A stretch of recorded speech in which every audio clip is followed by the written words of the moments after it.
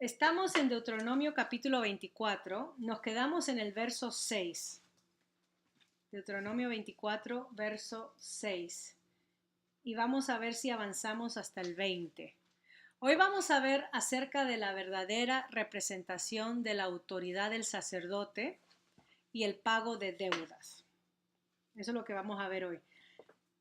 Estuvimos viendo la semana pasada acerca de las leyes referentes al caso de divorcio.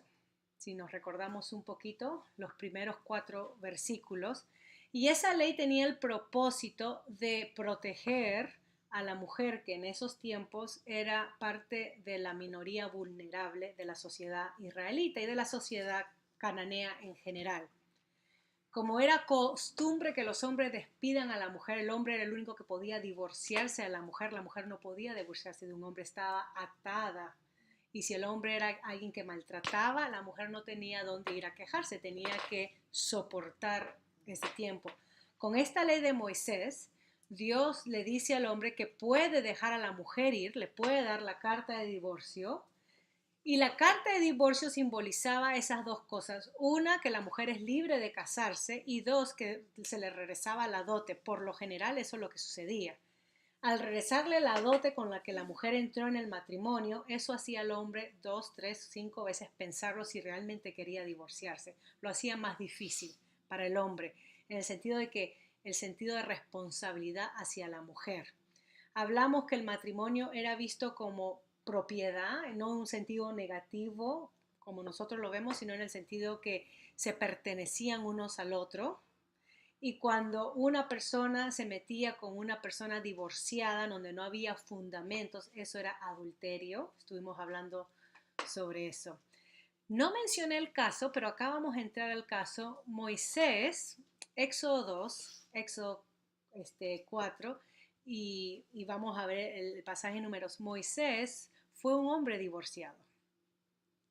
Él estuvo casado con Séfora, la hija de Jetro. Su suegro, que le dio el consejo en Éxodo 18 que elija líderes en Israel, porque no era bueno como él juzgaba al pueblo desde la mañana hasta la noche. Pero en Números, y acá se va a mencionar, vamos a aludir cuando lleguemos a ese pasaje, su hermana Miriam y su hermano Aarón lo critican el liderazgo de Moisés y usan, o la excusa que dan es porque se había casado con una mujer etíope, causista, o sea, una mujer africana. Él se había casado y uno pregunta, ¿y qué pasó con la primera esposa? La hija de Jetro, Séfora, y está el pasaje de Éxodo que tiene que ver sobre la circuncisión de sus hijos. Es una historia fantástica, quiero que la lean para que ustedes mismos saquen sus propias conclusiones, pero me voy a referir a ella cuando lleguemos al pasaje. Pero Moisés fue un hombre divorciado en este caso, y nosotros estuvimos hablando en nuestro tiempo de preguntas y comentarios que una persona divorciada en el Nuevo Testamento, en la lista de Timoteo, en la lista de Tito, lo desacredita para el liderazgo de Dios. Y acá en el Antiguo Testamento Dios usa instrumentos humanos quebrantados, porque vemos que era Dios el que obraba en medio de todo ese quebranto. Pero nosotros que estamos bajo el nuevo pacto, que tenemos al Espíritu Santo morando en nosotros, no en un templo o un tabernáculo, no tenemos excusa. Ya, Dios usó a David, homicida, Dios usó a Moisés, Dios usó a Abraham, a Jacob, mentiroso, y eran personas comunes y corrientes como nosotros. Pero vemos la gracia de Dios usando a estos hombres y transformándolos. Y algo interesante es que si Moisés fue un hombre divorciado, y si él hubiera escrito estos pasajes acerca del divorcio de su propia imaginación hablando, hubiera omitido muchas cosas y hubiera escrito cosas que le convendrían de acuerdo a su situación, pero no lo hizo así porque era palabra de Dios. ¿Okay? Entonces acá hemos visto que si un hombre se casa con una mujer divorciada, o este hombre dejó a su mujer, pero no hubo causas, comete adulterio. Y según la ley de Moisés, que Dios le dio, la causa o el pago de adulterio era la muerte. Era muerte a piedra. Okay, gracias a Dios que en la nueva ley, bajo Cristo, eso no sucede. Así que si queremos usar la excusa de, bueno, Moisés fue divorciado y fue el líder de Israel, así que Dios puede usar a un divorciado, Dios puede usar a un divorciado, claro que sí, para ser líder, pero se apoya esa idea de que un divorciado puede ser líder. Entonces diríamos, entonces apliquemos la ley de Deuteronomio que dice que apedrear a los adúlteros, y nosotros diríamos no. Entonces, si vamos a usar una parte de la ley, hay que usar la ley completa, y por eso Santiago dice que el que quebrante un aspecto de la ley se hace transgresor de ella. Si vamos a cumplir la ley de Dios como está en el Antiguo Testamento, tenemos que cumplirla totalmente. No podemos escoger, me gusta la ley del sábado, el día libre, pero no me gusta la ley de los diezmos. No, uno escoge. Gálatas nos dice, nosotros estamos bajo la ley de Cristo. Y la ley de Cristo está basada en, no es que ahora puedo hacer lo que me da la gana, y libertad cristiana. La ley de Cristo está basada en la misma ley de Dios, pero está basada en el amor hacia Dios primeramente y el amor o la responsabilidad hacia nuestro prójimo. ¿Okay? Voy a dejarlo ahí porque podemos acá abrir otras enseñanzas y hablar más acerca del divorcio y cuándo es adulterio, etc. Ok, versículo 6. Verdadera representación de la autoridad del sacerdote. Recuerden que Deuteronomio explica en casos los 10 mandamientos. Y en este caso vamos a hablar sobre el mandamiento número 9, sobre el no decir falso testimonio. Es bueno que nos aprendamos los 10 mandamientos, es fácil de aprenderlos. Sobre el no, cómo usamos nuestra palabra. ¿Ok? Estamos con ese mandamiento y estamos con el mandamiento de no robarás, no hurtarás, que es el mandamiento número 8. Ya mencioné que el meterse con una mujer casada es robarle la mujer a otro. El meterse con un hombre casado es robarle, ¿ok?, el hombre a otro. Miren lo que dice el versículo 6 de 24. Leo, tengo la versión de las Américas. Ninguno tomará en prenda el molino de mano ni la muela del molino, porque serían tomar en prenda la vida del hombre. Si se encuentra un hombre que haya secuestrado a alguno de sus hermanos los hijos de Israel y lo haya tratado con violencia o lo haya vendido, entonces ese ladrón morirá y así quitarás el mal de en medio de Israel. Primeramente, el molino. La forma básica en que en esta sociedad agrícola, porque era una sociedad agrícola en que en Israel vivía, tenían su apoyo de vida, su apoyo económico de vida, era a través de instrumentos agrícolas.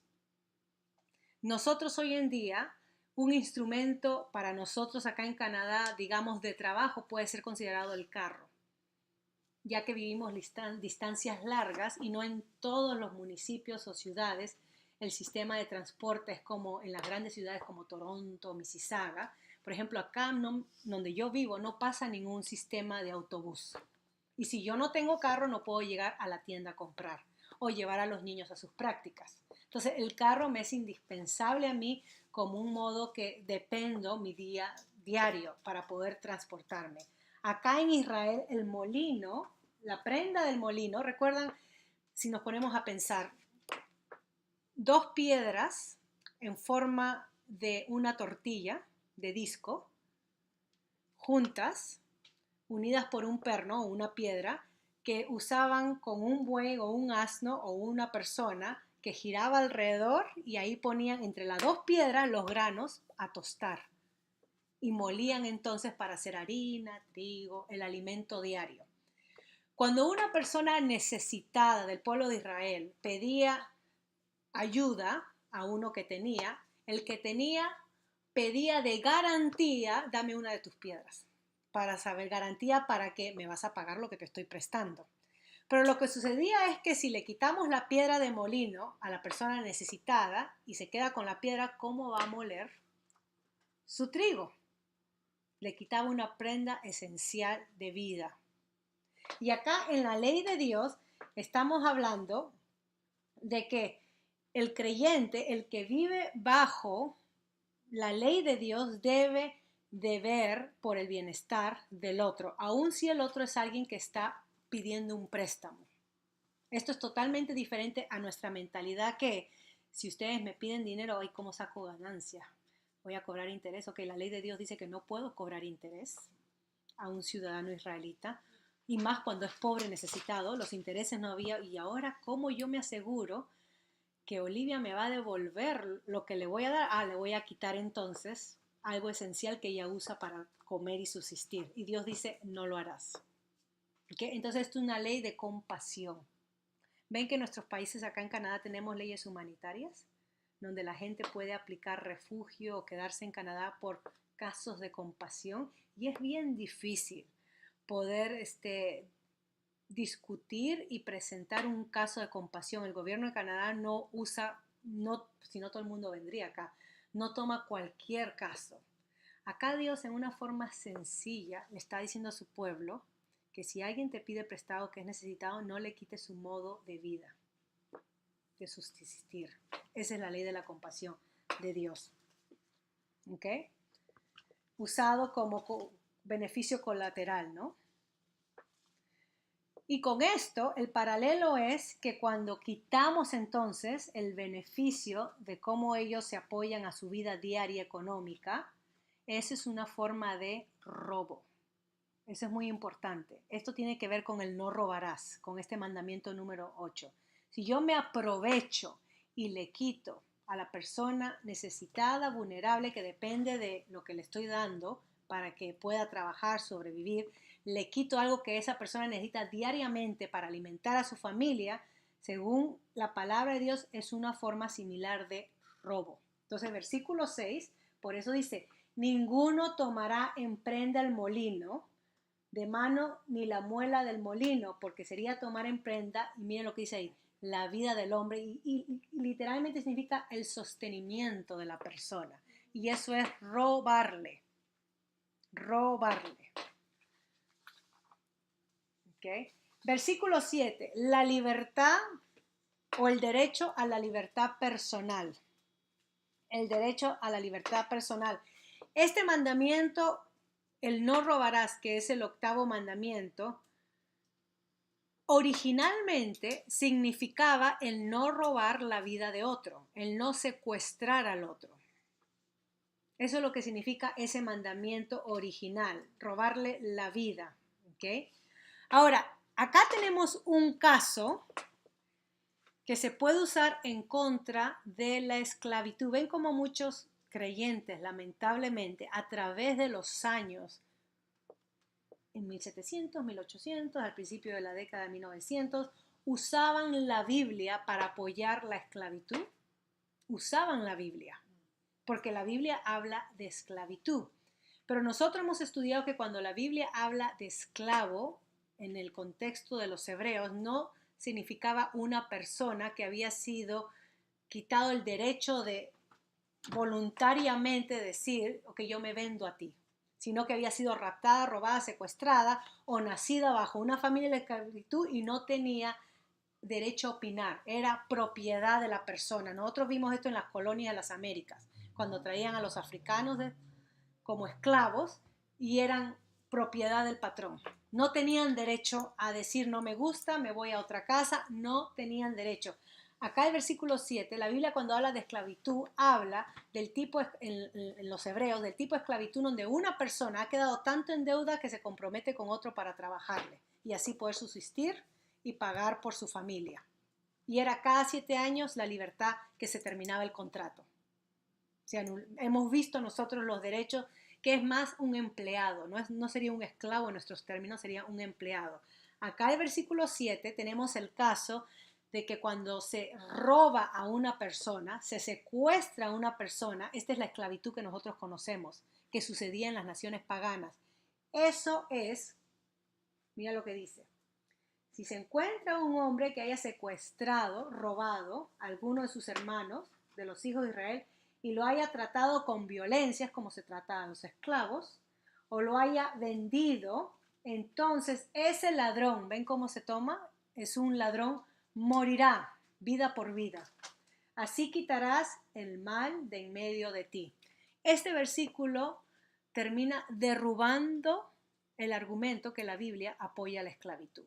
Y no solamente eso, pero Pablo a Timoteo le dice, les leo el pasaje, en 1 de Timoteo, capítulo 1. A ver, 1 de Timoteo 1, versículo 10.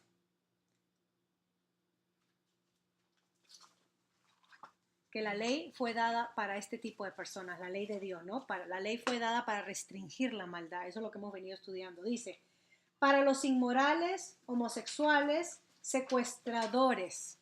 Secuestradores son los que tratan con las personas, los que roban personas.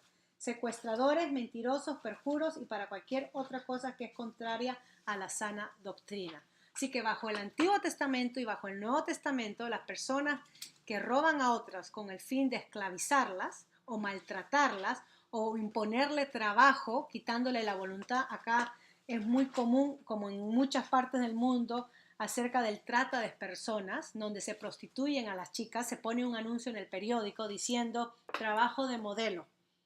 Ven acá, te llevaremos a Europa o a Canadá o a Rusia y serás modelo y ganarás $5,000 al mes. Y muchas chicas, muchachitas de 16, 17, 18 años aplican, se les abren los ojos y dicen, yo quiero aplicar, tengo el cuerpo, la belleza, van, llaman el número, le dan el pasaje, lo llevan al destino, cuando llegan le quitan el pasaporte toda, la drogan o la vician y la ponen a trabajar de prostitutas en un burdel. Sean niñas o sean mujeres, no hay diferencia. Eso es secuestrar y eso la Biblia lo condena. ¿Okay? Y acá Dios dice que en su pueblo no debe de haber eso. Ese es el versículo 7. Yo puse en las notas, que lo tengo ahí con el audio que estoy grabando, de cómo Dios, en este caso, en contra de la esclavitud, de robar, ¿no? Robar una vida, la esclavitud, eso merece muerte. Eso está en Éxodo 21, 16, Deuteronomio 5, 19. Ahora, algo interesante que podemos sacar de este versículo también. La segunda parte del versículo 7 dice, y lo haya tratado con violencia.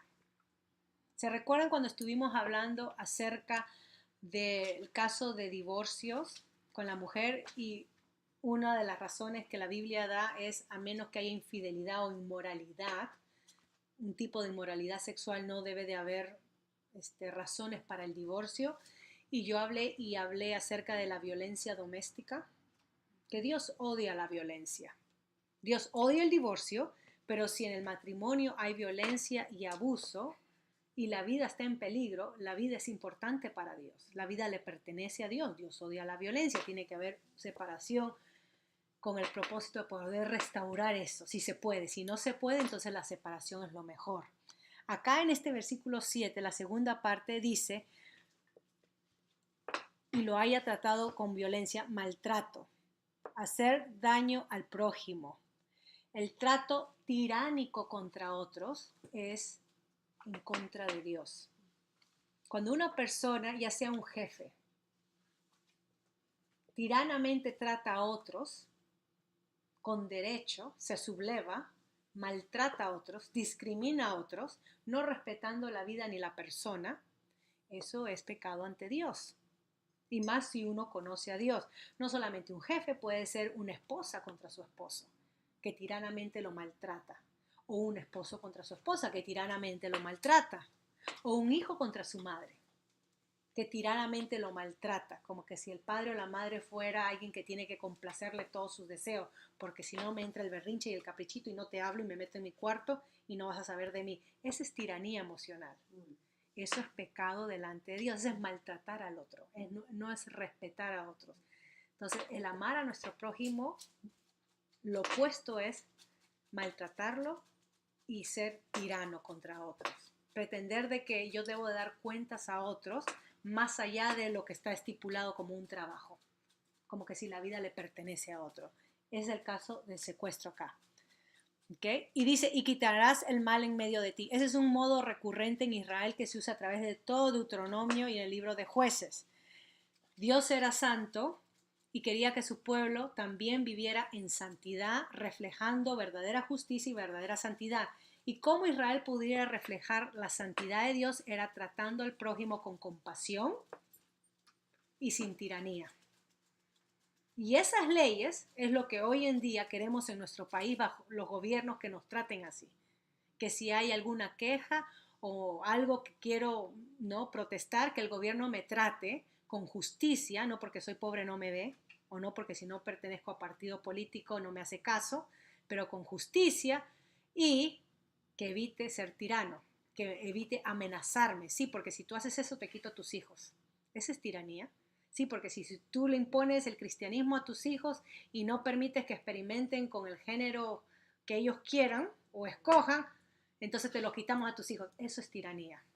Y acá Dios condena exactamente eso. Ningún ser humano debe de sublevarse contra otro, ni el rey, ni menos aquellos que conocemos a Dios. El segundo caso, el caso de enfermedades contagiosas. Y acá entra el título que les dije acerca de la verdadera representación de la autoridad del sacerdote.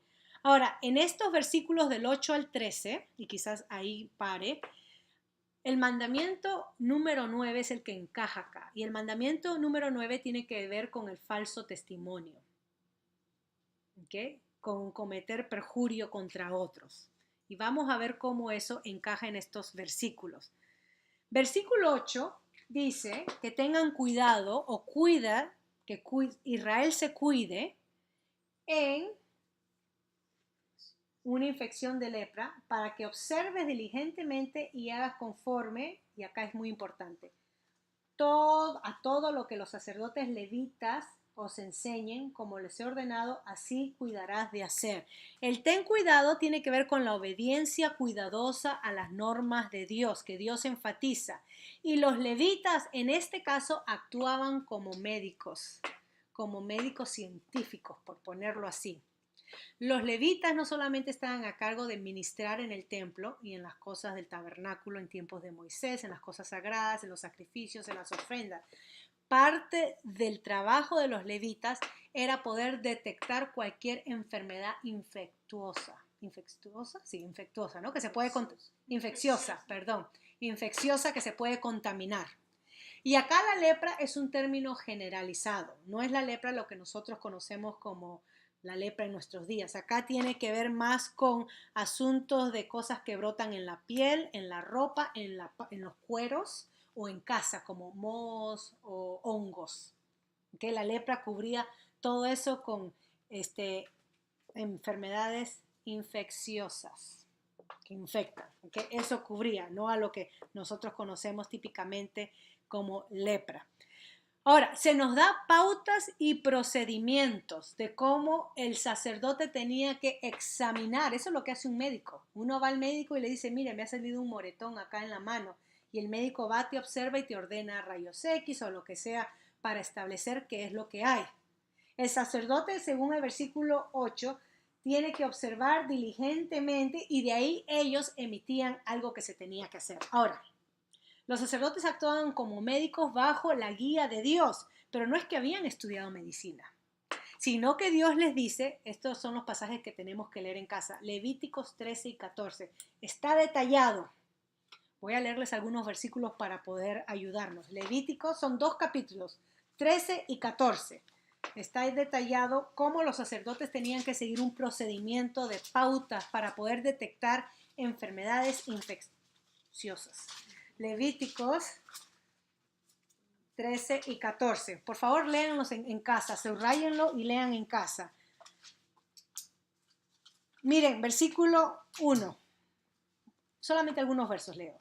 El Señor habló a Moisés y a Aarón diciendo, cuando un hombre tenga en la piel de su cuerpo, y miren varias cosas, hinchazón o erupción o mancha blanca, lustrosa, y se convierte en infección, ahí está la palabra clave, de la lepra era el término común, ¿okay? En aquellos tiempos.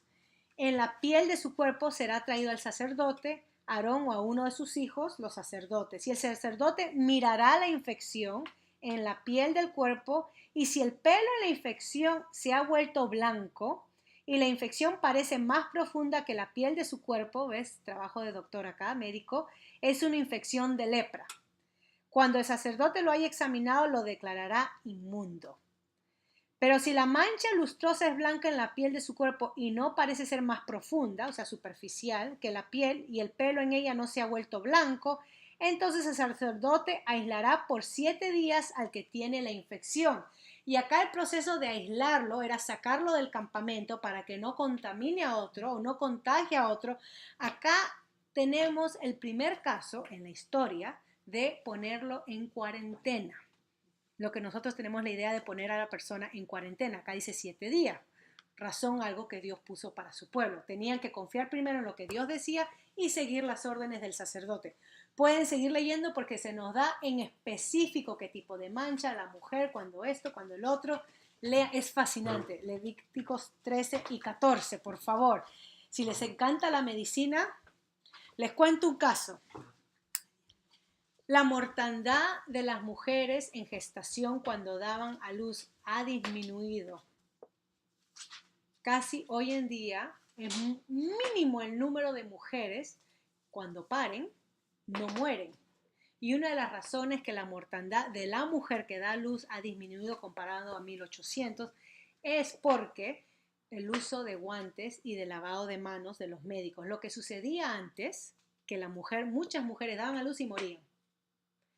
Los médicos terminaban de curar a una persona o de embalsamar a un muerto y se iban directamente a recibir el parto de una mujer con manos contaminadas y les transmitían las enfermedades que ellos mismos traían en sus manos de otros pacientes o de un cuerpo muerto.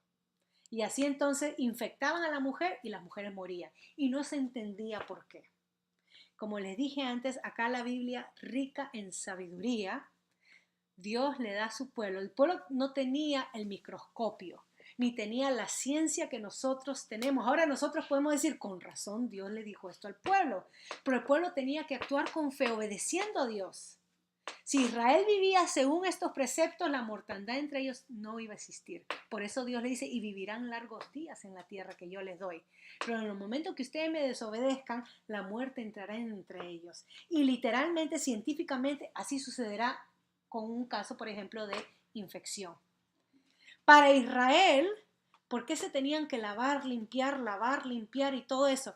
Porque eso simbolizaba la lepra, las inmundicias, la contaminación, eso simbolizaba el pecado que había dentro de ellos. Eso es lo que Dios quería que ellos vean, que cuando uno era apartado, había razones que ellos tenían que confiar y seguir para que no contagien a otros, pero habían razones espirituales también. Hacerles ver a su pueblo que enfermedades y contaminación era símbolo de pecado.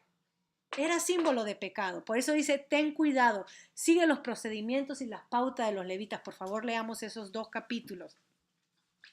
Otra cosa, el libro de Levíticos ya estaba disponible en esta época cuando se dio el Deuteronomio.